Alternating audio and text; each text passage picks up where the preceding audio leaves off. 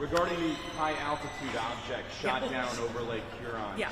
where did that come from, and was that a threat to our national security?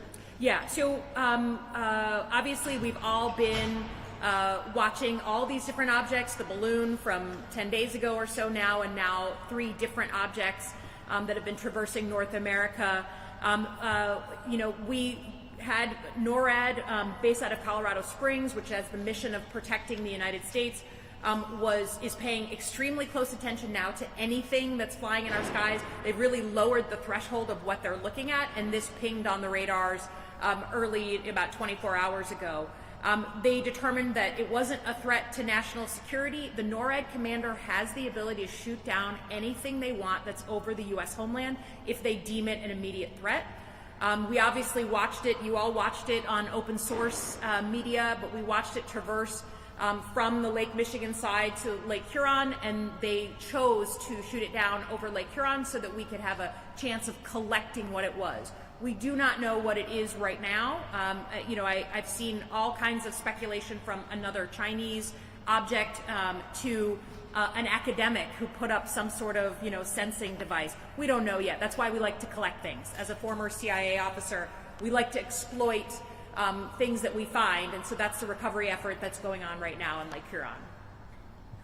Congressman, the general that's coordinating that was asked last night if he could rule out that this was an alien or Yeah. a UFO or an ET. Yeah. What do you think about that? Yeah, I know that there's lots of talk about UFOs and all of that. Let's let our military do their job, collect the information. I have no reason to believe this is a UFO. And I noticed that the general's wording left open the door, so I know that's gotten all kinds of excitement. But the chances are this is just a normal run-of-the-mill thing that we in the intelligence community know how to exploit. That's what I expect to learn in the next couple of days. Congressman, last night the NORAD commander, he described it as it was shot down 15 miles east of in Lake Huron. That sounds like South Detroit to me, because it's not exactly, that's land. Do you have a more approximate location for this shoot down? You've been briefed by the DoD on that? No, I don't have anything more to add other than it was shot down over water, and Lake Huron has been choppy, so it's been difficult to recover. There's a joint U.S.-Canadian effort to make sure we keep eyes on that equipment and pick it up, but they're hampered by choppy water. So I don't know anything more about the exact GPS coordinates of the location, but they wanted to shoot it down over water. They shot it down over water, and they're trying to collect the gear. Did you get briefed on where it floated over Michigan? Was it entirely? What was the path of this? So this is actually, this is the interesting thing about having threats over our homeland. I'm sure our media in the back can tell you there were a lot of amateurs watching. There was a lot of folks online who could see the flight path. Certainly, the Wisconsin National Guard was mobilized and put up F-16s. The folks from the local base saw them go out. So there was a lot of unclassified information. The flight path is available through a simple Google. But I know that from our perspective, because it was coming from the Wisconsin side across Lake Michigan, that's when we got involved as Michiganders, and you can look the path up.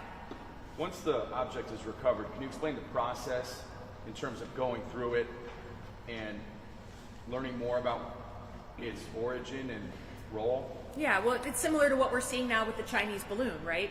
We recovered the information, we take it to a facility, a classified facility, we start looking at everything from how it mobilized, what maybe surveillance packages are on it, just everything about it, the origin of some of the equipment on there. You've heard that story breaking, so that's a normal process of exploitation, and I'm sure we're going to do the exact same thing with these objects that we've more recently shot down.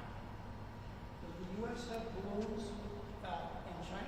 Yeah, so you saw the Chinese government today, I think, still on the defensive and flailing about when it comes to reacting to the fact that a Chinese-produced balloon traversed our homeland, and they made false accusations that we have balloons all over China. The National Security Council has already come out dismissing that and saying this is just a Chinese government reaction to be caught, frankly.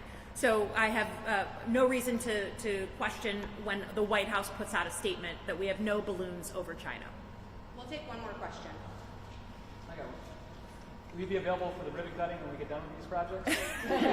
I would be more than happy. And I just have to say, going back to these projects, I think for me, it's just an extremely important thing to demonstrate that government can still work, that you can have an idea, advocate for it, get community support, and demonstrate a need, and then we can go and get those resources for our community. Though that to me is important in this day and age.